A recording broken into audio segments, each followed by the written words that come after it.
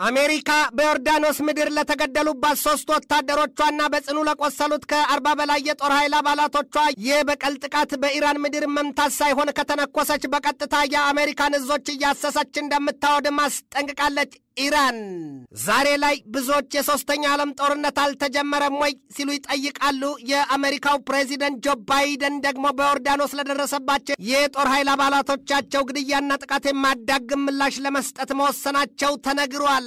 በሌላም ዜና በመካከለኛው ምስራቅ ቀጠና የእስራኤልና ሐማስ ጦርነት ተባብሶ መቀጠሉ ተገልጧል። የእስራኤሉ ጠቅላይ ሚኒስትር ቤንያሚን ኔታንያሁ ያለ ወሳኝ ድል በማናቆመው ጦርነት ውስጥ ገብተናል፣ ድል ሳናደርግ አንቆምም ሲሉ አስረግጠዋል። ይህንኑ ርዕሰ ጉዳይ በዓለም አቀፉ ትንታኔ ዘገባችን መርጠን ተመልክተነዋል። ከትንታኔ ዘገባው ጋር ትዕግስቱ በቀለ ነኝ።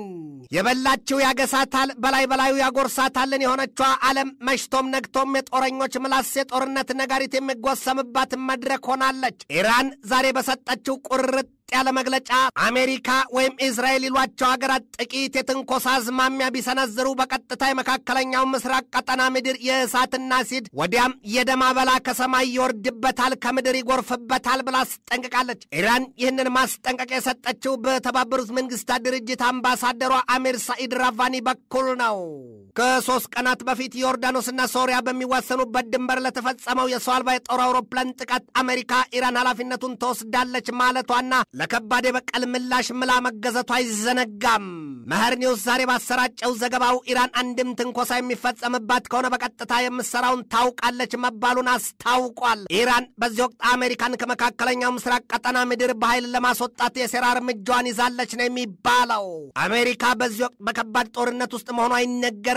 የአሜሪካ ዓይንና ልብ በዩክሬንና በእስራኤል ተከፋፍሎ የእባብን ልጅ ማሳደግ ሆኖባታል። እባብ የመጀመሪያውን እንቁላል ስትሰብር የምትፈተለከውን ስትከተል ሌሎቹ እንቁላሎቿ ባሉበት ይቀራሉ። የተቅበዘበዘቿን እባብም ሳትደርስባት መና ትቀራለች። ዛሬ አሜሪካን በዩክሬንና በእስራኤል የዚያ ዕጣ ተምሳሌት ሆናለች ሲሉ የሚሳለቁባት በርክተዋል። ዩክሬንን እንዳሰበችው በሩሲያ ላይ ድል ማቀዳጀት አልቻለች፣ አልሆነላት። በእስራኤልም ድንገቱን የተፈጸመውንም ጥቃት ቢሆን እንደታሰበው ቶሎ መቋጨት የሚቻል ከቶም የሚሆን አይመስልምና አንድ ማፍረትን ሁለትም ፍራቻን ጋርጦባታል ነው የሚባለው። የአሜሪካ ፖለቲከኞች እጅጉን ወዳጃችን የሚሏትን እስራኤልን ከፍልስጤማውያን ጋር ዘላቂ ሰላም የሚፈጥርላቸው ፍልስጤም እንደ ሀገር ተመስርታ በመንግስትና በዋና ከተማ ስትተዳደር ብቻ ነው ወደሚል ድምዳሜ አድርሷቸዋል።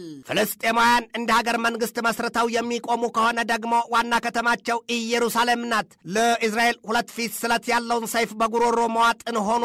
ይሄ ደግሞ ፍልስጤማውያኑ የእነርሱ ስለመሆኗ ማጣቀሻ ሲሉ የአላክሳን መስጊድና ዶም ኦፍ ሮክን ያነሳሉ። ስለ ኢየሩሳሌም ጉዳይ ወዲያም ከጥንተ ጥንቱ ኢየሩሳሌም የፍልስጤም እንጂ የእስራኤል አይደለችም ሲሉ ወደፊት እንደ ሀገር ለሚመሰርቷት ሀገር ዋና ከተማቸው አድርገው ያጯት ናት። እስራኤላኑ በበኩላቸው ስለ ኢየሩሳሌም ከተማ የእነርሱነት ማሳያ ሲጠቅሶ 5784 ዘመናትን ወደ ኋላ ዞረው ይቆጥራሉ፣ ያሳያሉ።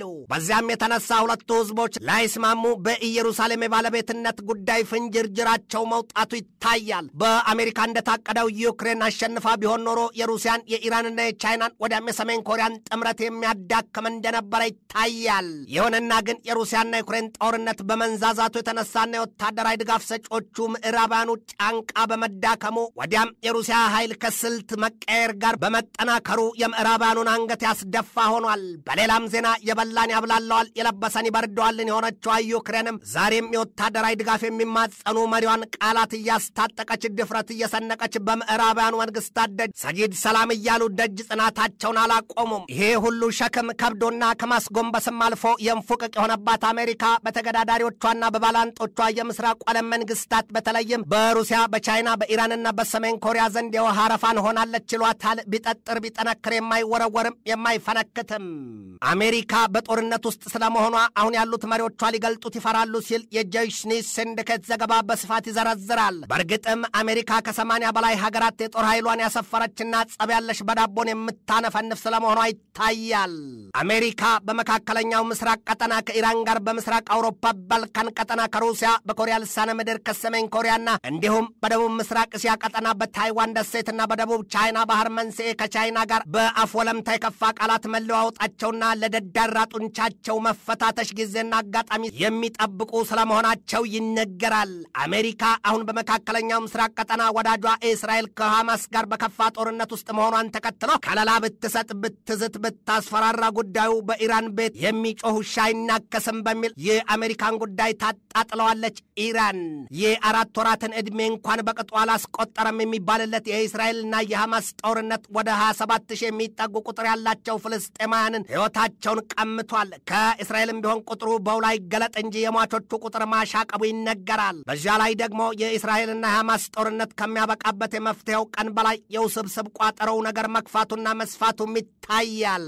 በመካከለኛው ምስራቅ ቀጠና ምድር ያሉት ታጣቂዎች በሙሉ በኢራን ይደገፋሉ የሚባሉት በአሜሪካና በእስራኤል ላይ ቁጣቸው ነዷል። ሰይፋቸውም ካፎቱ ወጥቷል። ኢራን በበኩሏ እኔ የትኛውንም ታጣቂ ኃይል እየቀለብኩም ይሁን እየሰነቀው ትዕዛዝ እየሰጠው የማሰማራ አይደለሁም ስትል የሚቀርብባትን ክስ ሁሉ ውድቅ ታደርጋለች። አሜሪካ በትናንትና መግለጫዋ ባለፈው ሰኞ በዮርዳኖስ ምድር በተፈጸመው የሰው አልባ የጦር አውሮፕላን ጥቃት ለተገደሉባት 3 ወታደሮቿና የቆሰሉባት ከ40 በላይ ወታደሮቿን ደም ለመበቀል ቆርጣ መቆሟን ስትገልጥ ፕሬዚደንቷ ጆ ባይደን ፈራተባ የሚለው ልባቸውና ለመውጣት የሚቆራረጠው ቃላቶቻቸው መስክረውባቸዋል ሲል የኤንቲዲ ድረገጽ ዘገባ ያትታል።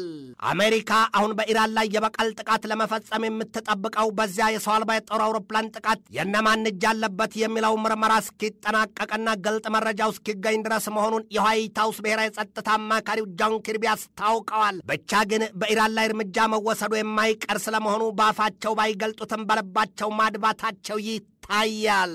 የአሜሪካው ፕሬዚደንት ጆ ባይደን ሀገራቸው ከዚህ ቀደም በነ ኢራቅ ላይ እንደፈጸመችው የኃይል እርምጃ ይወስዳሉን ተብሎ ለቀረበላቸው ጥያቄ ኪርቢ ሲመልሱ እሱን የሚያውቁት ፕሬዚደንቱ ባይደን ብቻ ናቸው ሲሉ ሾላ በድፍን የሆነውንና ኢትዮጵያውያን ሙያ በልብ ይሉትን ብጤ መልስ ሰጥተዋል። ኪርቢ መለስ አድርገው ግን እንዲህ አሉ። እኛ በመረጥነው መንገድና ጊዜ የምናደርገውን እናደርጋለን ብለዋል። አሜሪካ ምናልባትም ግን በቅርብ ቀናት በኢራን ላይ የበቀል ጅራፏን ታወርደዋለች የሚል ግምት ገዝፎ እየተነገረ ነው። ኢራን በበኩሏ እንኳንስ መምታት ቀርቶ ያረፈችብኝን ዝንብ ከላይ የሚያስነሳ ካለ እሱን አያርገኝ ወዮለት፣ የተከፈቱት የጦር መሳሪያዎቼ የእሳት በርሜል ናቸውና ውጠው ይቀቅሉታል ስትል በብርቱ እያስጠነቀቀች ነው።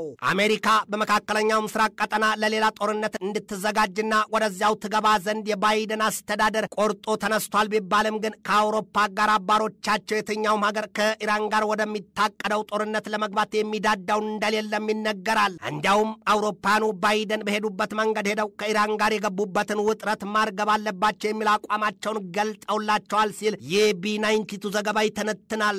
ሳውዲ አረቢያ አሜሪካ መልስ ለመስጠት ባትቸኩል የሚል ሐሳብ ታልጎመጉማለች። ወይ አውጥታ አልተናገረችው ወይ ደግሞ አልተወችው። የቱርኩ ፕሬዚደንት ረሲብ ታይብ ኤርዶሃን በበኩላቸው አሜሪካና እንግሊዝን ያብጠለጥሏቸዋል እንዲህ ሲሉ ሁለቱ ሀገራት የቀይ ባህርን የደም ባህር አድርገው ታልላሉ። በዚህ ሁሉ አጣብቂኝ የገቡት ባይደን እንዳያማጥራው እንዳይበላ ግፋውን ሆኖባቸው ያማክሩት እንኳ ቸግሯቸዋል። ወዲህ በሀገር ቤት በጋዛ ሰርጥ የዘር ማጥፋት ወንጀል አስተዳደራቸው ገብቷል ሲሉ የአሜሪካ የራሷ ልጆች ወነጅሏቸዋል። ወዲያ ደግሞ ባይደን ኢራንን ቶሎ ድባቅ ለመምታት ለውሳኔ አቅማምተዋል በሚል ከሐሜት አልፈው በነገር የሚዘልፏቸው ወገኖቻቸው ጉዳይ ያሳስባቸዋል። የዕድሜ ጫናው አንድና ብርቱ ፈተና የጋረጠባቸው ባይደን በዳግም ምርጫ በፉክክር ሂደቱ በተቃርኖ የቆሙባቸው የቀድሞው የዚያች ሀገር ፕሬዚደንት ሞገደኛ ሰው የሪፐብሊካን ፓርቲው ዶናልድ ትራምፕ በአሽሙር ያንገበግቧቸዋል። አሁን ለባይደን ጉዳዩ ሁሉ ቢያዋታት በጅ ብታይ በጅ ይሉትን ሆኖባቸዋል። አሜሪካ ለኢራን ተደጋጋሚ ማስጠንቀቂያ መስጠቷን ተከትሎ የኢራን ባለስልጣናት ምንሽር ይዞ ድንጋይ መወርወር አያስፈልግም ወይም ደግሞ ከተጣሉ ወዲያ ገላግሉይ ምንድነው ከወረዳችሁ እንውረድ ሲሉ መልስ ሰጥተዋል። አልጀዚራ ባሰራጨው የዛሬ ዘገባው አሜሪካ ለኢራን ከአንድ 2-3 ጊዜ መልእክት በሶስተኛ ወገን በኩል ልካለች ነው ያለው። ተህራን በበኩሏ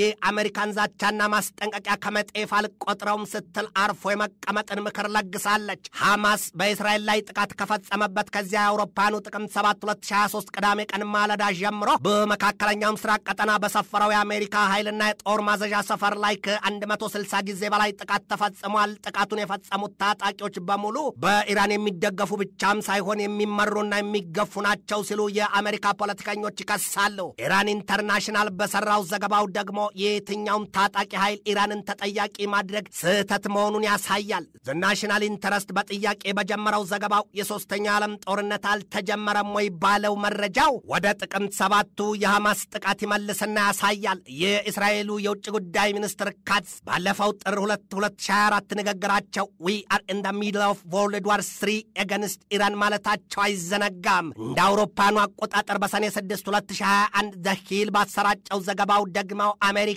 በአራት ግንባሮች አንድ ጊዜ ግዙፍ ጦርነት መዋጋት ትችላለች ማለቱን ያስታውሳል። በመካከለኛው ምስራቅ ምድር የጋዛ ሰርጥ የእስራኤልና የሐማስ ጦርነት ተባብሶ በቀጠለበት በዚህ ወቅት ዌስት ባንክ ቀጣዩ የጋዛ ሰርጥን ጽዋ የሚጨልጥ እንደሆነ ተገልጧል። የሐማስ ኃይሎች ከጋዛ ሰርጥ ደቡባዊና ሰሜናዊ ክፍል በእስራኤል ጦር ኃይል በደረሰባቸው ጠንካራ በትር ሳያጎነብሱ በዌስት ባንክ ገብተው ንጹሐንን በሰብአዊ ጋሻነት መጠቀማቸውና ፈተና መጋረጣቸው ሲነገር የእስራኤል ጦር ኃይልም እነርሱን እያደነና እየተከታተለ የዌስት ባንክን ምድር ዳግም የጋዛ ሰርጥ ሊያደርገው እንደሚችል ነው የሚነገረው። ይህ በእንዲህ እንዳለ የዓለም አቀፉ የአቶሚክ ተቆጣጣሪ ተቋም ኢራን በዚህ ወቅት በጣም በርካታ የአቶሚክ ቦምብ መስራት የሚያስችላትን ማንኛውንም ቁሳቁስ ይዛለች ሲል አስጠንቅቋል። ኢራን የኒውክሌር ጦር መሳሪያ ከታጠቀች ደግሞ በቀጥታ እስራኤልን ለማጥፋት አትመለስም በሚል የእስራኤል ፖለቲከኞች ሲያወታውቱና ሲያስጠነቅቁ እስከዛሬ ያሉት የአሜሪካ ፕሬዚደንቶች ግን አንዳቸውም እስራኤልን ከኒውክሌር ጥፋት አሜሪካ ትታደጋታለች ሲሉ አልተሰሙም። በአንጻሩ ደግሞ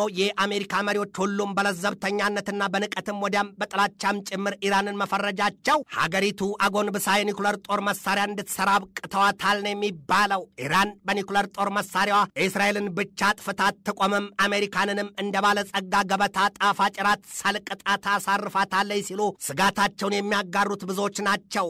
ዛሬ ከጋዛ ሰርጥ ደቡባዊ ክፍል ጠንካራዋ የሐማስ ይዞታ የምትባለው ካን ዩኒስ በወጣ መረጃ የእስራኤል ጦር ኃይል የሐማስ ኃይሎች አሉበት ያለውን የምድር ውስጥ ለውስጥ መተላለፊያ ቦይ በሜዲትራኒያን ውሃ ማጥለቅለቅ መጀመሩ ተነግሯል። የእስራኤሉ ጠቅላይ ሚኒስትር ቤንያሚን ኔታንያሁ በበኩላቸው ዛሬ በሰጡት ማብራሪያ ለአንዴና ለመጨረሻ ጊዜ ግልጽ ልናደርግላቸው የምንፈልገው ነገር አለ ሲሉ ያውም የእስራኤል ጦር ኃይል ከጋዛ ሰርጥ ፈጽሞ እንደማይወጣና እስራኤል የያዘቻቸውን በብዙ ሺህ የሚቆጠሩ አሸባሪዎች በየትኛውም ድርድር የማትለቅ መሆኑን ሲሉ ለጋልፍ ቱዴይ ተናግረዋል።